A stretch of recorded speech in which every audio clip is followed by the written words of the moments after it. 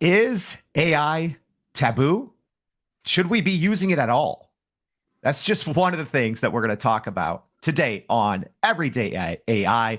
This is your daily live stream, podcast, and newsletter where we help you keep up with everything that's going on in the AI world, and we tackle some tough subjects. So we have a guest today helping us do that.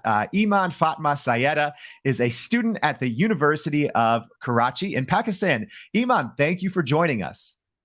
Yeah, thank you for letting me a guest here, and thank you very much, Jordan. All right, I'm excited. Iman's been every single time on the show. So if you are listening to this on the podcast later, make sure to join us. We go live on social media at 7:30 a.m. Central Standard Time. But Iman always brings up great questions. So I'm excited to be on the other side to ask her some questions. So before we get into that subject of is AI taboo, let's actually talk about what's going on in the world of AI. Just because it's Friday doesn't mean that the AI news takes a pause. So let's talk about it. So, kind of the first big story of the day, the Palantir CEO, Alex Karp. So they're a big AI, I believe, military selling AI equipment software to the military, but tech leaders have been calling for an AI pause for a long time. And essentially, Alex Karp said, hey, the only reason that everyone's calling for an AI pause is because they're slow and they don't have a product or they don't have software yet. So what's your take on this, Iman? I think that's really a good thing because with rapidly innovations in the AI, I think people are really slow with keeping up with it, and it's something that we should accept because everything gets updated real quickly, and there are certain things that we can't keep updated with it. So yeah, it's something that's he said is a correct thing that we are too slow to keep up with the AI. Yeah, that's a good point because things are developing. I always say tech used to develop on a monthly or a weekly basis, but with AI, Yeah. it's hourly, right? You can read about a new technology in the morning, and by the time it's night 8 to 10 hours later, so many people have taken it and just expanded its capabilities. It's wild.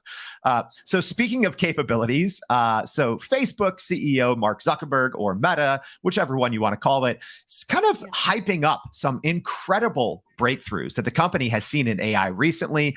I don't know if this is supposed to be to detract people from Apple's news with their new headset, and Mark Zuckerberg saying, hey, look at us, we have a headset too. But what's your take on this, Iman? Do you think Facebook is up to anything great? Facebook have been very secretive regarding their updates. It's always like whoever is interested in us will get to know first, and it can also be their one of their marketing strategies where they want to grab their audience attention with introducing something new, so that they many people who are interested in Apple AI will move forward to them instead of looking at the news Apple AI is giving. Yeah, that's a good point. And if you're watching live, I just threw up one of Facebook's models. Yeah, I think they are. Iman was kind of talking about this before the show. They are kind of secretive. Facebook is with their AI and what they're working on, but they even have a model called the Segment Anything model. So if you're watching this on the screen, you can kind of see the power of it. But if you're listening on the podcast, it's essentially the ability to recognize in real time any object, any shape, and track it without having to train the model. That's the crazy thing. Normally, if there's a dog running, you have to train the model to say that's a dog and this is running. The Segment Anything model apparently does it all for you. So yeah, Facebook. They're actually doing a lot behind the scenes. So if Yeah, Mark Zuckerberg's coming out and saying big things are coming, then who knows? Maybe big things are coming. yeah, maybe they are revolutionizing in their own way. Yeah, that's a good point. So Yeah. so here's an interesting story. So we've talked about this actually in our newsletter that goes out every day. So make sure go subscribe youreverydayai.com. So there's a bot that went bad. This isn't the first time that a chat bot, like a ChatGPT or Bard, you can kind of make your own version. It's not terribly hard, but sometimes they go bad. So that's recently what happened with a bot called Tessa. So Tessa was a bot trained by the National Eating Disorder Foundation, I believe is the it's the National Eating Disorders Association. So they created their own kind of chatbot that they could use with their clients called Tessa. So it was supposed to help people struggling with eating disorders overcome those, have someone to talk to. It went off the rails. The bot went bad. This happened a couple of weeks ago, but a news story kind of came out and said, hey, essentially there are some unapproved updates to the bot that turned it rogue and ended up giving people looking for help with eating disorders bad advice. So this is not good. Iman, what's your take on this? And is this going to be a problem in the future as people start to develop their own chatbots? I think it can be a problem, especially with ethical consideration of the AI, that unauthorized updates and unauthorized things to give AI is something that we should be considerate of. Also, people creating their own chatbots without having good knowledge can be a bad thing, and it can also linger with the ethical as well as the geometrical considerations of the AI.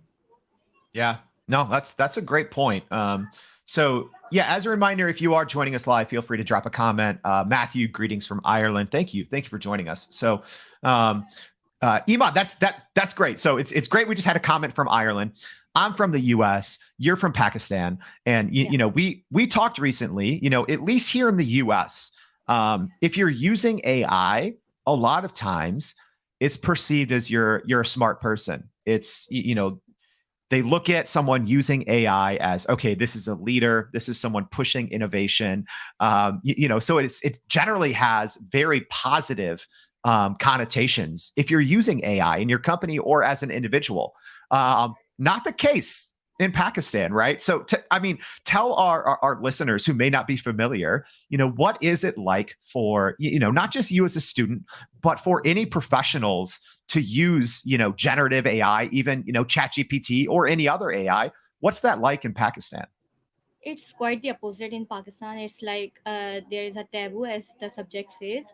They consider it as you are lacking of the intelligence or lacking of the creativity. That's why you are using technology or AI as a shadow for yourself. Mm, In US, you consider it as a smart or innovating person, but here it's like you are lacking in your own intelligence, or you are not learning that good. So that's why you are using AI to help you or to bring your creativity out of your shadow. So it's something very negative take here. It's not as an student as well as in the business, because in many businesses there is always a headline that you are not allowed to take any help from AI or any generative content, or else it will not be published, or it will not be like we will not hire you or something. So it's not only a problem at the student level, but it's also a problem at the professional or mm. business level too. Yeah. I think this is such an important perspective because, on the Everyday AI show, we're literally talking to people every single day about AI. Most of our guests are from the US. So, this is a perspective that I really enjoyed talking to Iman about. But, where is this I guess this narrative coming from of, hey, if you're using this, that just means that you maybe don't personally have the intelligence or you're supplementing your own intelligence. Is this something, is it government? Is it businesses? Is it social? Like who, if or media, like if you had to say like, where this narrative is coming from that's making AI a taboo subject, can you place a finger on it? I think that's a taboo coming from a generational perspective, Mm, that our, especially the people who are in 90s or early 2000s, think that innovations, especially with the technology, should not be considered with a business. It's their old ways of doing work, and that's something they, especially in East Asia, they dump on the new generation to bring out their old ways, do not bring innovations. You are not allowed to change because it might go awry, or they like suppose you to make decisions for yourself, like they have to make the decisions for our life. So that's something you can say generation 2, as well as the aspect of the government, because whenever we think that government has taken a part in a technology or innovation, it always go wrong. It's something mm, regarding ethical considerations, it's something regarding technological innovation. So it's like a sort of, what you can say is a sort of nightmare for them to use the AI. in their daily life or technology in their daily life, because it's think that things might go awry or things might go bad if they use the technology which is everyone is using nowadays. Sure. So I do think that even here in the U.S. there is a healthy fear of AI and what AI is capable of. However, I think like that fear really truly exists if you start to separate AI, if you start to say, hey, generative AI, so that's your, I think what most people are using on a day to day basis. So, text to something. So, chat GPT, text to text, or mid journey, text to image. So I don't think there's a really large fear in the US around generative AI. I mean, there is when it comes to job loss, but when you talk about other AI, I think people can get a little scared. What is it like in Pakistan? Um, are people kind of and kind of just the whole usage of it being taboo? But you're saying even for things like using Chat GPT, or if you're using any generative AI, so you're saying generative AI in general is Yeah, considered taboo, right? yeah. Yeah, first of all, people don't like they have such awareness regarding generative AI or technology itself. But once they do, they started implicating that it's not allowed to use, especially for content creators or content writers who are working to make contents daily. They are not allowed specifically to use AI even to outline their work. So it's something like they considered it bad, or they considered it that you are not creative enough or you are not Mm-hmm. capable enough to be a content writer or content creator if you're using AI, if especially generative AI to help your work. So it's Sure. something bad here. Yeah. So a great question here from PJ saying, is this taboo concept unique to Pakistan, or are there other countries that share this mindset? I'll leave that one to you, Iman, because you actually talked about this a little bit. I am from Pakistan, so it more seems like it is only Pakistan, but it's also especially in the Asia, especially in Hmm. the Southeast Asia of the Pakistan of the area, in Philippines, in Pakistan, in India, in China too. That they are especially for their students, it's not allowed to use AI at all for their work.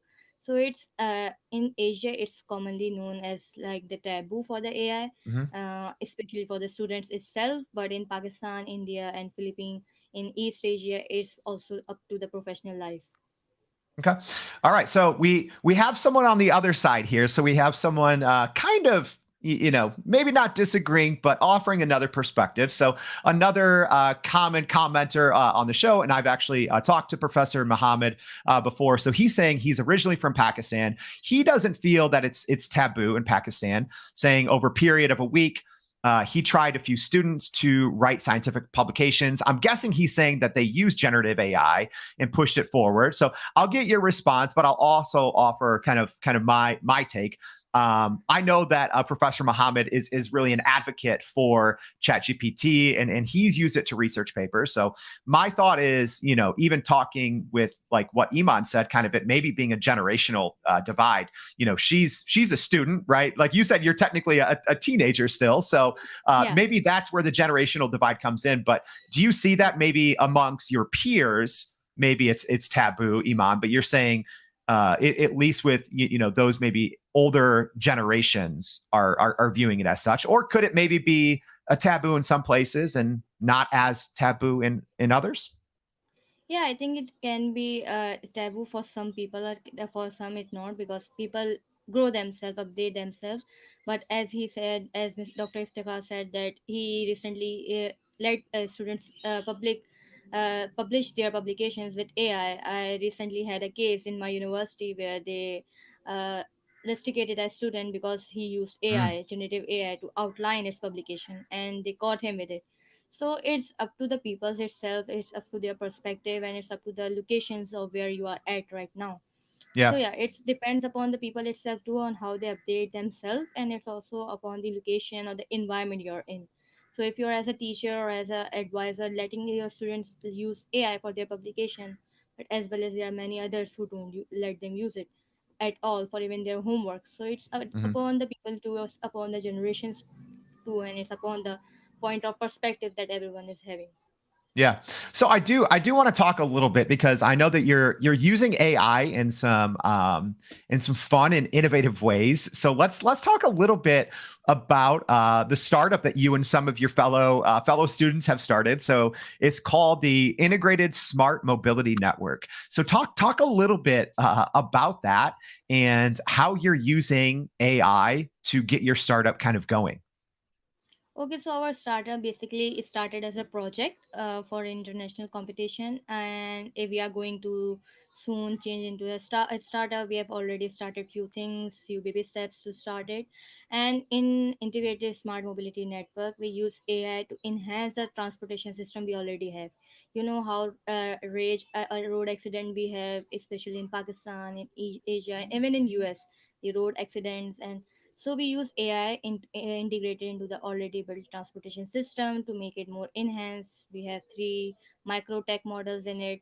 We have mobility app where we use user experience of their traveling and make it more easy, make it more advanced. Then we have e-vehicles where vehicles are like more affordable to everyone, especially electric vehicles. And third, we have a smart transportation system where we integrated artificial intelligence into the already built transport system to make it more enhanced, like introducing sensors to sense the things that are going upward like potholes or humans, and especially integrating the crosswalks and crossovers to make it more easy and user enhancing and user friendly.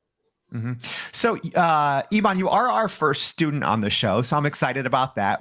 I think we have our second student coming on Monday, but Yeah. I'd love to get your thoughts on, especially. I think here in the U.S. There's a gray area, right? Like in universities, in academia in general, should we be allowing technology? You brought up the case of someone at your school being Yeah. investigated for using ChatGPT. Yeah. What's your thought on just kind of the state of using generative AI in education? Should it be allowed? Should it be encouraged? What's your thought, and what do you think that means for the younger generation? I think the use of AI should be encouraged and allowed in this academia system as long as it is under the ethical considerations, as long as it's under the ethical rules, like you are not using it for cheating, you are not using plagiarizing your work. So as Mhm. long as the student is doing it good, a student is using it under ethical values, I think it should be encouraged. I think it should be used. I think teachers should use it too, to outline their profile, to outline more of their work, to outline their teaching too. So I think AI should be encouraged in a way it aligns in the ethical values, whether it's in academia, whether it's in professional or business life. Yeah, I love that. I've said it on the show before. If I was a professor, there would be a long paper due every single day. I know that sounds terrible, but it's I think it's a skill to Yeah, be able to learn and properly use generative AI. yeah. So my last question for you, unless we have any others that come in here in the chat. Where do you see this specifically with students, right? Because you still have a couple more years of school. Do you see this changing, at least for students in Pakistan? Just like the not just accessibility or the taboo changing, but also encouraged use to use this more in higher education. I think far along in 2 years, I think it's not going to change that much. But if I talk about like 5 years or 10 years, Hmm. I think it will bring some changes because AI is making its place known to everyone. And I think in 5 to 10 years, Pakistan will be in its place where innovation is there, where using AI is as normal as using social media and anything else. So I think in 5 to 10 years, there will be some changes regarding AI and its technology. All right, perfect. Well, hey, that's it. Iman, Yeah. thank you so much for coming on the show. Very much appreciate your perspective in bringing these important conversations to life. So thank you for joining us. Thank you. Thank you for giving me time and giving me a chance to let people know about the taboos in Pakistan regarding AI.